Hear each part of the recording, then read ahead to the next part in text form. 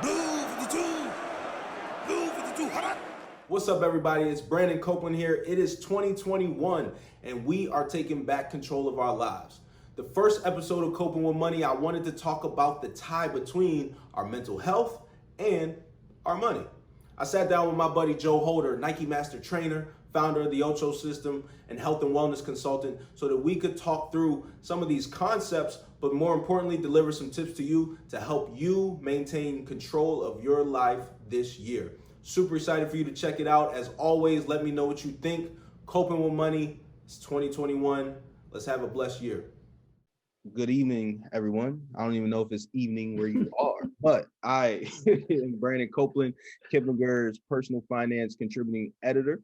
I am extremely excited today to be sitting down with not only an expert, an industry expert, but more importantly to me, a friend, a role model, a mentor, an advisor, and a brother. And, you know, I wouldn't tell him all of these things at one time typically, but because it's 2021 and I'm trying to get out of my comfort zone, you know, I want to definitely make sure I show love to Joe Holder. So Joe, how are you doing first and foremost, man? What's up, man? 2021 is off and off to an interesting start, but I'm good. I'm happy to be here. Really excited as always to see the quality work that you're doing, both in the community and spreading information and, you know, hopefully again very soon on the field. So thank you for having me and I appreciate the kind words. 100%, man, 100%. And so, you know, I want to kick it off really quickly with giving you the opportunity to introduce yourself to the Kiplinger audience, right? And obviously, you know, I can go on for days and days about you, and I have a couple of stories that I'm going to share about you later, but I'd love for you to introduce yourself to the audience. Like, how do you introduce Joe Holder, 2021 version?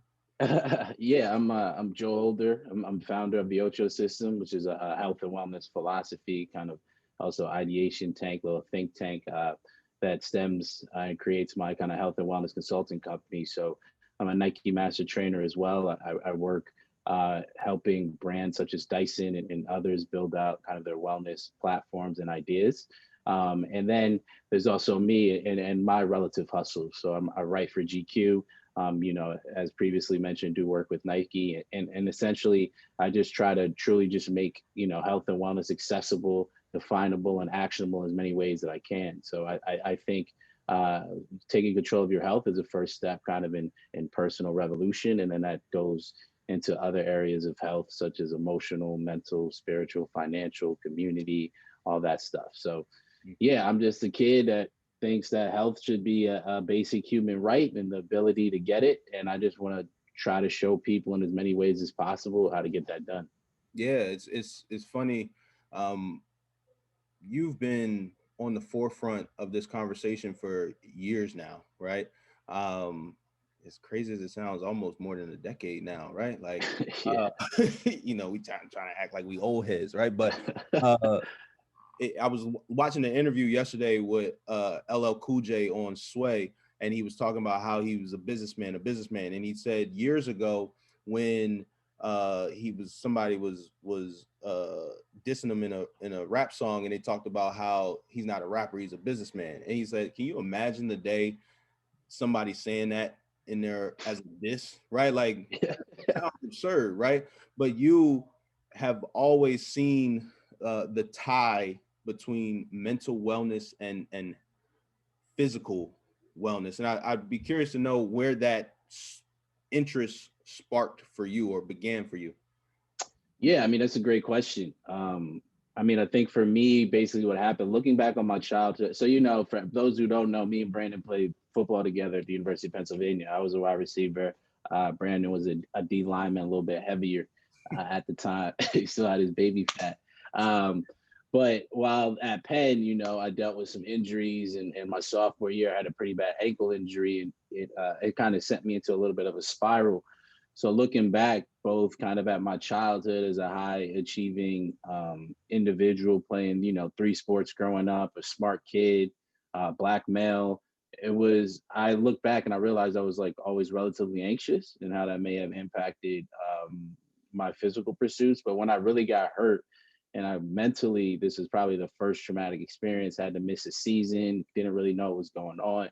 I realized how much my mental state impacted my physical state, and vice versa. I couldn't work out as much, so of course, I noticed my mental health debilitating. But what was fascinating to me was what I realized was when I created, and this is kind of how the Ocho system started. When I created a plan to finally come back and be able to play, me and my team, my dad, other doctors, it started with my mental health. And we realized that once I took control of how I was mentally feeling, this then allowed this chronic pain condition, one, to lessen, and then also for me to proactively attack it in a way that then led to hopefully, a better state of health. Um, and I've continuously noticed that, throughout my life, I've noticed how my mental state then impacts how I'm feeling, even if there is no diagnosis or injury per se. And then seeing this within, the sports, seeing sports psychology opening up, seeing positive psychology opening up, seeing all these different things, then push me to continuously delve into the mental.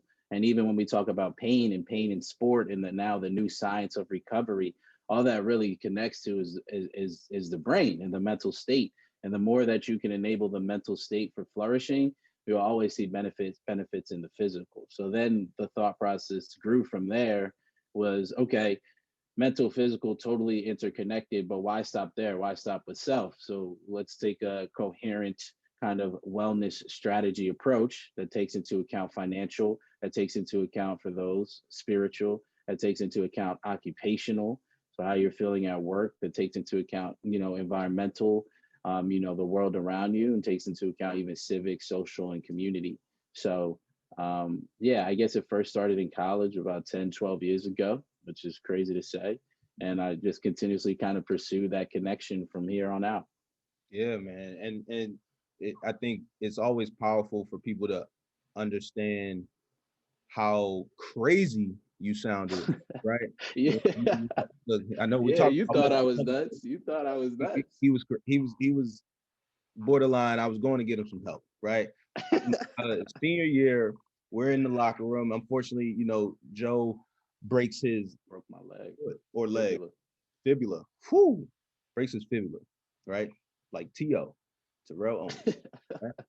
Except I have the HGH, rumor says that they were pumping him with. Right. But this was week. We only had 6 weeks left in the season at that time, so you must have Yeah, done it. it's William and Mary week 4. I remember it clear as day. Yeah. Third quarter, double slant call. Mm. Andrew made the wrong read. Oh, The window closed. The outside linebacker jumped out. His double slants. He should have hit the inside guy. I don't know who the inside receiver was, but anyway, he threw it to me just because I'm that dude. So you gotta throw it to me, baby. But anyway, I got hit high low. One guy hit me low. Other guy hit me high. Pop. Felt it. I was like, ah. I tried to run off the field. Couldn't. I ended up crawling off the field. And I was like, yo, I'm good. Like, I'll put me back in. I tried to run. I felt another pop. Went and got the x-ray. They told me my fibula was broken. So let me finish this, but then we'll dive back into this. So what's the typical recovery on that? You're done. It's typically at least 8 weeks. At least 8 weeks. Just to be able to start running again and basic return to play. Right. So I remember Joe and I sitting in the locker room at some point and him telling me, hey, I'm gonna be back for the last game. What? The last game is 6 weeks. Y'all just heard it. 8 weeks just to run. I'm gonna be back in the last game and I'm gonna play. All right, Joe. I'm a captain at this. I gotta be positive. Yeah, Joe. Yeah, man. Just drink some water. Put a Band-Aid on it. But literally, I remember at that point in time, you started talking to me about the science of the body and the science of the extra sleep and the nutrition behind everything. And lo and behold, 6 weeks later, Joe Holder comes back against Cornell, makes a big catch for us. We end up winning the championship and everything like that. So, what I'd really love to pick out about that story, like you just said, you crawled off the field. And fortunately, at this point, I've gone through my fair share of injuries. I'm rehabbing my torn pec right now. mentally, what type of place do you go to there, right? Like, talk about the dark part of it, but then more importantly, what do you do to get out of that dark spot? Yeah, I mean, I had a choice. At the end of the day, everything to an extent, you have a choice. And I had the ability to reflect on a past traumatic experience with my ankle, where I went to a really dark place and I allowed myself to wallow in it. This time, because I also had a frame of reference, so I said to myself, "Okay, I know what happens if you spend too much time in the darkness, right? You get lost in it, you become part of it, or the bane. Like I don't want to be born in that." Um, so a situation where I said to myself, all right, you have a choice. You have 24 hours. You have 24 hours to make a decision how you want to approach it. You have 24 hours to wallow, 24 hours to look at the text, the coaches, the friends saying, I hope you get better. I'm sorry that the season is done. And then I said, I'm going to deliberately attack it in that pain. And I'm going to look at it a few different ways. One, I'm going to attack my rehab as hard as I can. I'm going to trust the rehab process. Two, I understand I can make the body heal quicker a little bit. So I'm going to figure out what a improved diet is, supplements I could take, how I could eat. I'm going to make sure I sleep. But then I said to myself, mentally, I am not going to allow myself to wallow. So I'm going to make sure. And basically what I did was I did a few different forms of meditation where I put myself into basically a healing state. What that really is your parasympathetic nervous system, right? It's that allows the body not to be in an upwild state. And I focused on the injury, and I focused on being comfortable with the pain. I focused on the fact that I envisioned myself running again. I envisioned myself getting through those simple, small rehab exercises for best results. I went to envision myself in the pool, doing pool running and workouts. I was at pot truck, getting those workouts in. But from a mental state, you have to approach it proactively, and you have to not say, all right, I'm only going to think positive, but you have to say the emotions that I'm dealing with at this time are totally reasonable, and the whole gamut of them, whether it's sadness, anger, whatever. But I'm going to continuously shift myself and trust that my body can heal because it can. And that's really how I approached it. And because I had dealt with that injury my sophomore year, it gave me a different frame where I was much more proactive. And I remember those things. Like I was the same person, and it's like, how did I have my body do these different things? And I think a lot of that starts with the mind. 100%. 100%. I love how you said the emotions are reasonable. And I think that a lot of people try to avoid the emotions and try to just block them off and act like they don't exist. But, I've done a similar process in my own recovery where I give myself that time to be the woe is me, to be the little fat kid eating ice cream, watching movies.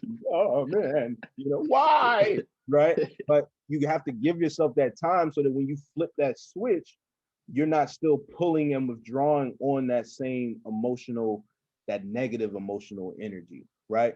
Yeah. So I mean, it's similar to an injury. So when you have an injury, when an injury happens, you typically go through there's three stages of the injury. And the first stage is a very intense kind of traumatic frame, right?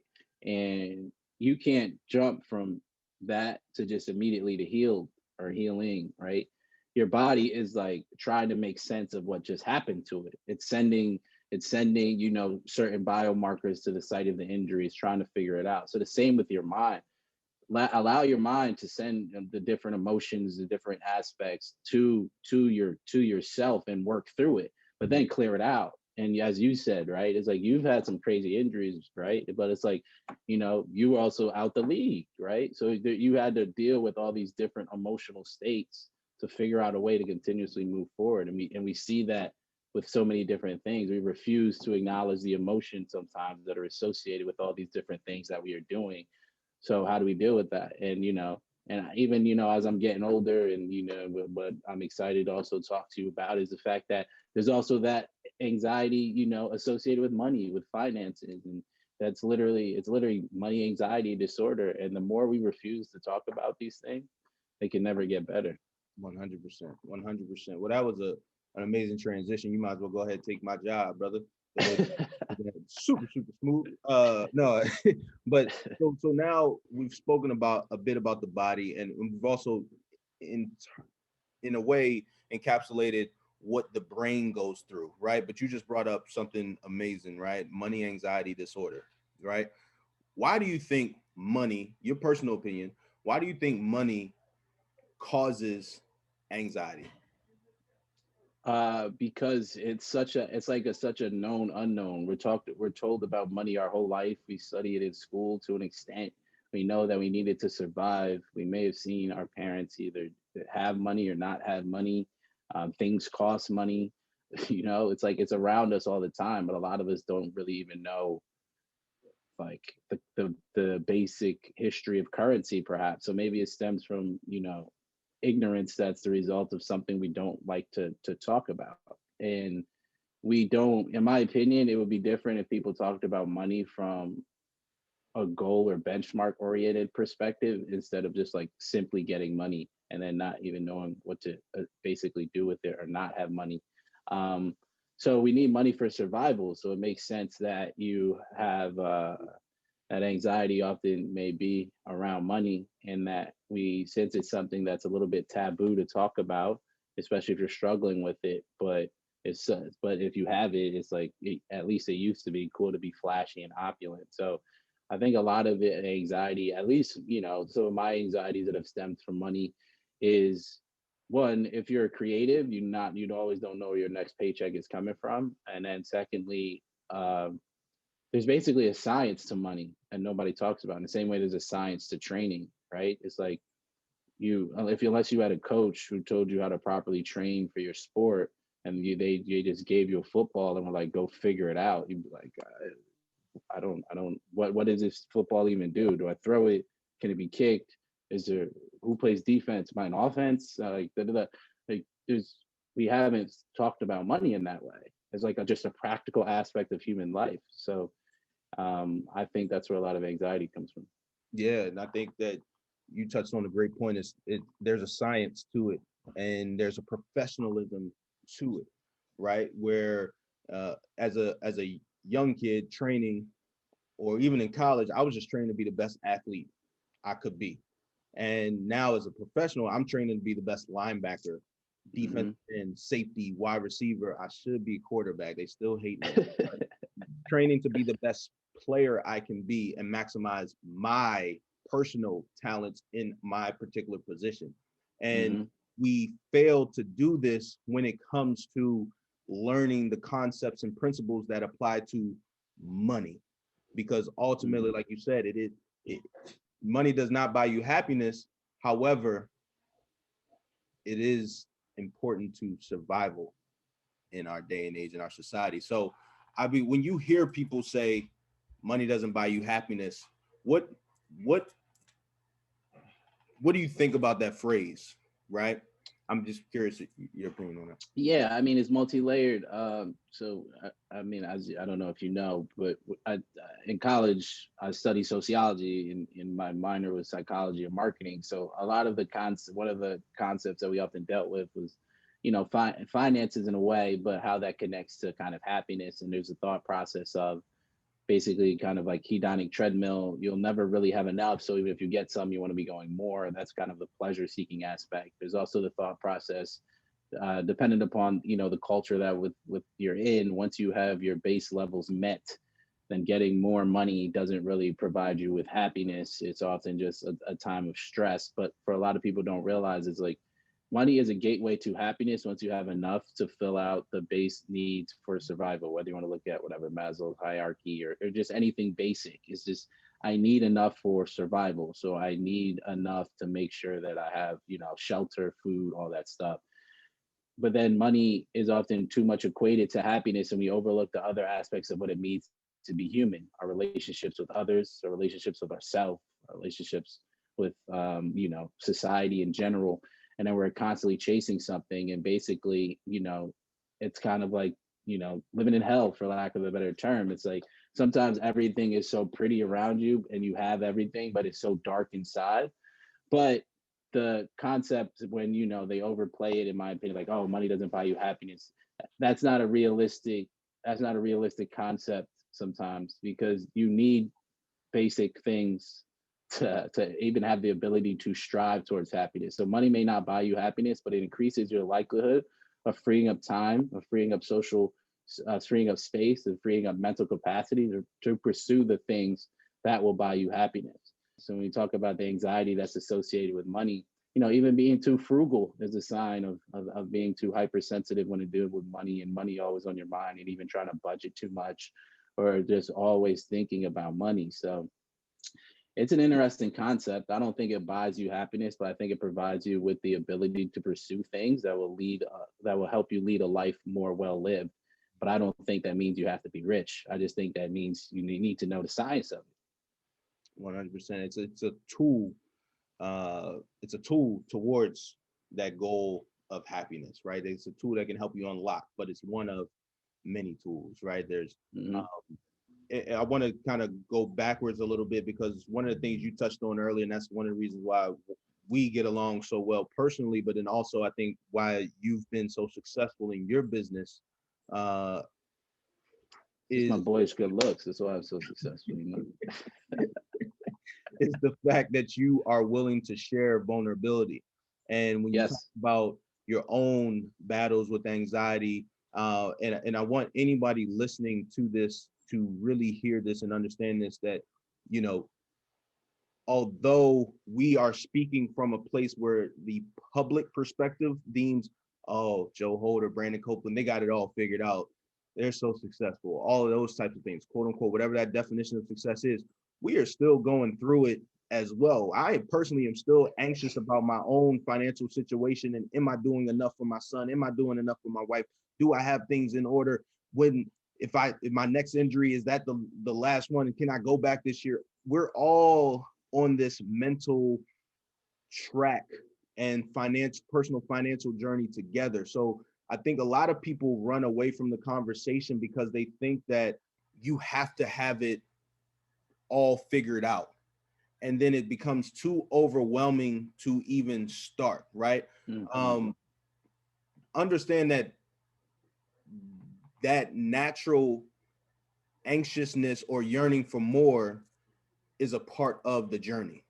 And Mhm. so if that's how you're feeling right now, continue to join the conversation, continue to be a part of it. Mhm. With that being said, I want to transition to our final piece, and just, we want to deliver people some 2021 encouragement, but also some tips and tools that they can use that help them maintain balance this year, or maintain control of their mental journey, but also their financial journey this year. So with that being said, I want to start with one of the pieces that I use for people when they talk about attacking their personal finance journey. And I'm curious to hear your take on it, because you actually just mentioned it a bit earlier. But like you said, it's like we're living in hell, because ultimately we're looking at the people around us, and we end up becoming hamsters on hamster wheels, chasing all of these different things and wants and cars and chains and all of those different types of things around us. My first piece of advice for anybody in 2021 trying to take control of their lives is to figure out their why. Figure out what you are passionate about, what you are chasing, what makes you tick, because ultimately that is going to help you paint your picture of happiness. There are a lot of people working for, oh, I need this Mercedes, but when they really get it, they're like, I don't even really want this, right? There are a lot of people working for certain things, but figure out what you want, what you're passionate about, and go for that. After that, from a financial standpoint as well, I'd also say, let's take control of our budget and understand our reoccurring expenses on a monthly basis, right? Mhm. Understand, where are the leaks in my boat, if there are any leaks. How much am I paying on subscriptions every month? How much is my mortgage? How much is my car costing me? Not only for the payment and the insurance, but also this thing is always in the shop, right? Figure out what your skeleton or your makeup is, and then from there, now we actually can have a foundation to plan our hustle for the rest of 2021. Now we know where our money is going. We know what buckets we're trying to add to. With that being said, from a mental standpoint, do you have a couple of tips that you can share with us for maintaining control of our mental wellness this year? Yeah, I mean, that's a good, super good question. So basically, I just want to build off of what Brandon said. It's and not to get religious or anything, but like create a mindset for yourself that establishes kind of peace, right? And one of the easiest ways to understand peace, whether that be whatever, heaven, let's say heaven is just peace. And that's a lot of it is just knowing that everything will be all right. Whatever. Now, when your mind is all over the place because you haven't defined your why, as Brandon calls it, your why, I call it your intrinsic. Define your intrinsic, the thing, your value systems that make you tick. Because then that could connect with your extrinsic things, right? The car that you might want to buy, the places you might want to go, all that stuff. Then you know what's important to you, right? So for me, I like experiences. I like to go places more so than having a really nice apartment or things like that. So then I know, I then know how the intrinsic matches with the extrinsic. So then combining that with what I suggest everybody does, and even working with Cope, right? I know a lot about the physical. I know a lot about community. I know a bit about mental and emotional, but I know for financial, I'm not as good, right? So in terms of I have basic strategies, but I need to know a little bit more. What I would say to you is to know a little bit more. So perform an audit. What Brandon is basically saying, and not, everybody hears audit and they think IRS and go crazy. What Cope's basically saying is like, you're doing an audit on yourself by getting data, which allows you to create a plan, right? An athlete, as you see, you go to the combine, right? What is really a combine? A combine is nothing more but data. I could jump this far, I could bench this much, I could jump this high, I'm this agile. So I can then get data, and then a team can make a decision about how someone fits into their plans or how this person can get better. My tips are basically number one, perform an audit. And the same thing as you would get a budget for your finances, get a budget for what's important to you for your mental health. And for me, I would say ask yourself the last year or before, like, how did 2020 help or hinder your emotional or mental state? That's question number one, which I think is like exceedingly important. Then building from there, how or what do I want to do that will improve or progress my emotional and mental health? Make it as concrete as possible. You are defining what it is for you, right? And then you build out. Maybe I can't do it all by myself, right? So then it's who do I want or need as part of my team for best results? Do I need to talk to my friends that will support me? Do I need to get a therapist? Do I need maybe some apps or some tools that will help me along the way? And once you're able to then define that, it gets so much better. But then the key thing is, I'm a huge fan of everything for Parkinson's law because I struggle sometimes with medium term success attainment. I could do the short term, I could wake up and do what it is that I need to do. Long term, I have the thought, but I think medium term is really where the success lies, and that's typically the 1 month, 2 months, 3 months, even up to 6 months time frame. So create loose timelines or benchmarks for progress check-ins with your mental state, right? With respective goals. I call that your KPIs, your key progress indicators. So after a month, you could say, have I gotten better? Or you could say, in a month, I want to make sure I have a therapist. In a month, I want to make sure I have a discussion with my partner about how they can better me emotionally and mentally. So those are my tips. That's my first major tip, which I think everything stems from, is define it and perform an audit on yourself, which will then allow you to move forward. But I implore you, set up a structure for best success. I've seen it with my own mental and emotional state. The more you can create a consistent routine that creates a better environment for you to flourish, instead of it being all haphazard, and then your mind can get away from you. So I always check in with myself in the morning. I try to sometimes sit and breathe, and I know if that falls out of whack, things kind of go. So I would say every day you're getting feedback on yourself. So take some time to set up a structure that's also best for you, contingent upon how you react. So every day when you're a little bit maybe stressed or tired, where did that come from? Why do I feel that way? What's going on? And like really be in tune with yourself. And then the third major tip that I honestly would give is understand you can't do it alone. That's the success in everything stems from having a team that will help you. So, even as part of brand, as part of my financial team, I build out my emotional team, all that stuff. So the more that you can build out a team, have check-ins, and create your environment for best success, those are I think the most helpful tips I could give for mental health.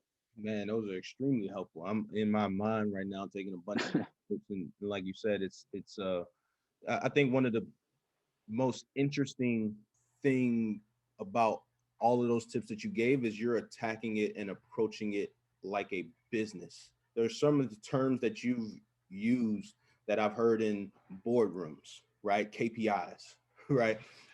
Intrinsic, extrinsic, right? Like you throwing some things that I gotta work enunciation, right? Pronunciation. But these things are like make mental wellness a priority. Make your personal wellness a priority. A lot of people shy away from these things, but I've said before, sometimes you have to be selfish to have an opportunity to be selfless. If I don't take care of Brandon Copeland, if you don't take care of Joe Holder, what good can you be in the long run to the other people around you that you plan to help, that you plan to impact, right? So take care of yourself, take ownership of that, and treat it like the most important asset you've ever dealt with in your life, because it is. Yeah, you hit it on the head. I mean, one of the this concept a few years ago that probably stemmed from me reading War of Art, but I gave a few lectures on this concept of ULLC, which is you're your first business, and the more you take care of yourself, everything emanates from that.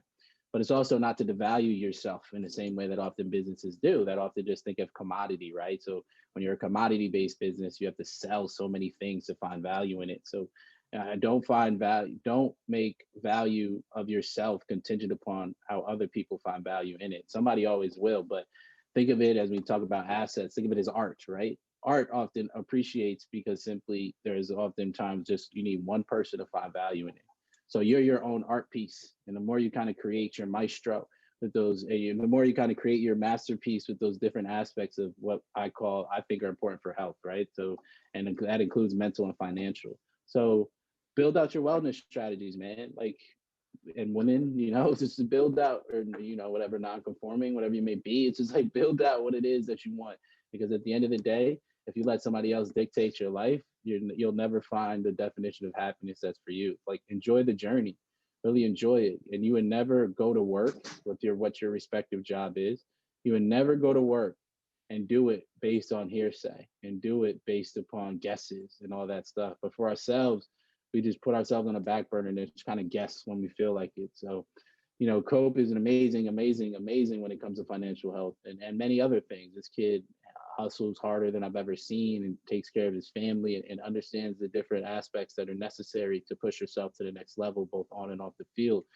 So, and you want to be able to do that without his coaching staff. So that's really all that it is. Take his advice, read his columns, read his articles, and I guarantee you'll get a lot better. 100%. I appreciate you. And I have one final question for you, because out of pure curiosity, and I think it also will help any listener.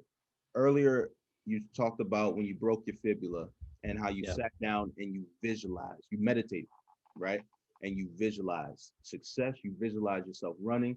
And I think that is a profound concept, because a lot of people, when they think about meditation, they don't know, okay, well, I'm closing my eyes and what now, right? So do you have any tips or advice on like how you actually meditate, right? Like what gets you into that mindset, closing the blinds, closing the door, putting music on, or what tips do you have for meditation?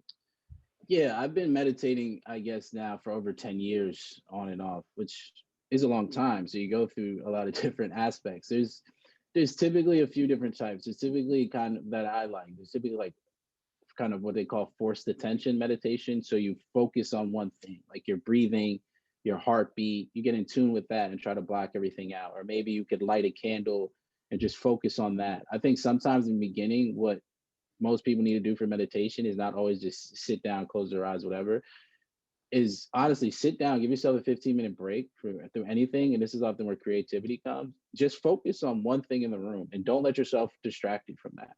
For a beginner, I think that would be like a painting, a leaf, anything in the room, just look at it, because oftentimes our attention is so fleeting, right?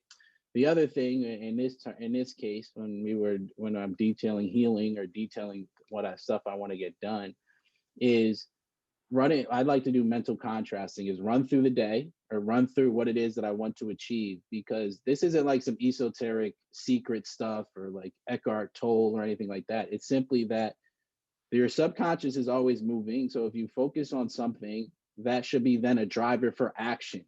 So the key here is when you need it to be a driver for action, because with the healing process, I convince my body is going to heal, but then I go and do the things that are necessary for it to heal. And since there's a belief system, which science is showing, if you believe something will work and then put in the work to do it, the impact of the work is magnified by the fact your mind thinks it's working, and then all of a sudden you get to what is needed to be done. So I'm a fan also of mental contrasting when it comes to work, which is, okay, I know this is what I want to do. Now let me take a step back, sit, eyes closed, visualize what it is that I want to do. Now, they call this mental contrasting, because you contrast good and bad. So now what's the roadblock that I might hit if, say, I want to improve my savings, or I want to come back from an injury? Okay, I might be in pain, or I might not feel as good as I'm running. Okay, I'll take that into account, and then I'll explain to myself how I'll respond when something negative happens. So we call this pragmatic positivity. You respond you have a mental state which you respond to when something negative happens, what you'll do to bounce back. So when something negative happens, and this is all that film watching is, when something negative happens, you know how to respond. And your body has already had the negative stimulus, so it knows how to bounce back. Too often we just think things will go too well, something negative happens, and that's what we call a de-energization. Our energy just drops. When really, for me, meditation, the main things that it does is helps me with those techniques that I discussed. One, just focus on your body vitals. It helps with something called interoception, which is you having a better understanding of your senses. This is actually the seventh sense. You have more than five senses. So you have proprioception, which basically your position in space. So for sport, that's very important. You have your vestibular or whatever, which is basically your head orientation. And then you have interoception, which is your body's feedback, your internal feedback. So the more you're in tune with that, your heartbeat, your mental state, your feelings of hunger, what it means to fully be in yourself, research shows you can typically navigate the world a little bit better, right? So I would argue the two types of meditation anybody should explore are just sitting down and taking a break and breathing, like you getting more in tune with yourself, call that focused attention. And then there's visualization, which is you proactively approaching your life in your mind's eye, and then understanding when things happen, how you'll respond. So it's basically, you could create a simulation for your own life that will then allow you to do better when hardships occur, which will spur on progress. 100%. And I love the fact that you touched on that mental contrast. And I think that having an opportunity to play for the best franchise, best organization in the National Football League, the New England Patriots this year, I got the chance to watch how Coach Belichick prepared for the worst. And that was one of the differentiators amongst the other places I've been. I remember before one practice, it was supposed to be a storm and stuff, and he gets up in team meeting, I hope it's raining. I hope it's windy. I hope it's, terrible out. The people are telling me it's supposed to clear up before then. I hope it's windy. We get out to practice and it stops raining. We go to do field goal block and he stops everything, calls the trainers over, gets some water bottles, pours it all over the snapper's hands, all over the football, all over the holder's hands, everything like that. And he says, now snap the ball. You got 5 seconds, right? And walks out. Like, he's preparing you for the worst, right? He's not just seeing all the glitz and the glamour. And I think that is clearly why they've had the success that they've had over the past 20 years. So with that being said, I truly, truly appreciate you taking the time. Wish you nothing but major, major blessings in 2021. And appreciate you. Man, just help me get my SEP IRA figured out. We'll call it even. You know what I'm saying? 100%. We're going to make that happen right now. So I appreciate you, man, taking the time and also sharing so much knowledge that can actually help people, actionable knowledge, not just sharing advice, but sharing actionable knowledge that can help people this year take control of their lives. So appreciate you. For more information, for anybody listening, go to kiplinger.com/cope to see everything in full, to see a write-up of this. And also until next time. So happy New Year, everybody. Big love. Appreciate you, bro.